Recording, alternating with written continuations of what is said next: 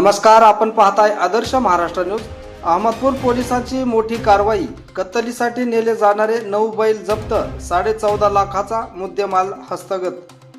अंबाजोगाई ते अहमदपूर महामार्गावर कत्तलीच्या उद्देशाने निर्दयतेने बैलाची वाहतूक करणारा आयशर टेम्पो अहमदपूर पोलिसांनी पकडला आहे।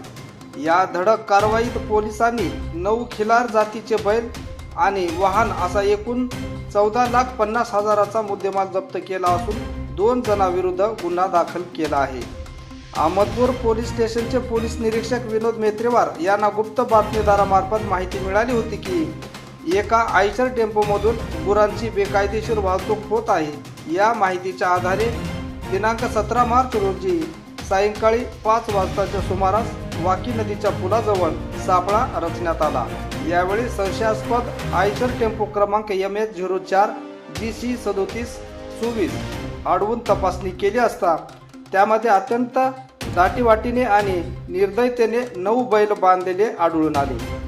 या कारवाईत 10 लाख रुपये किमतीचा आयशर टेम्पो आणि प्रत्येकी 50,000 रुपये किमतीचे 9 खिलार बैल 4.5 लाख असा एकूण 14,50,000 रुपयाचा मुद्देमाल जप्त करण्यात आला।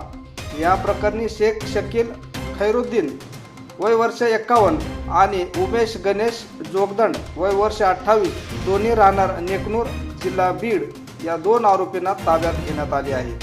पोलीस अंमलदार मारुती व्यंकटराव शिंदे यांच्या फिर्यादीवरून अहमदपूर पोलीस ठाण्यात गुन्हा रजिस्टर नंबर 131/2026 नुसार प्राण्याचा छळ प्रतिबंधक अधिनियम 1960 चे कलम 11(1)G 11(1)E 5A2 5B व महाराष्ट्र पशुसंवर्धन अधिनियम 1976 चे कलम 5A1 5(2) 5B9 सह मोटर वाहन अधिनियम 1989 ची कलम 130 149 177 अन्वये गुन्हा दाखल करण्यात आला आहे।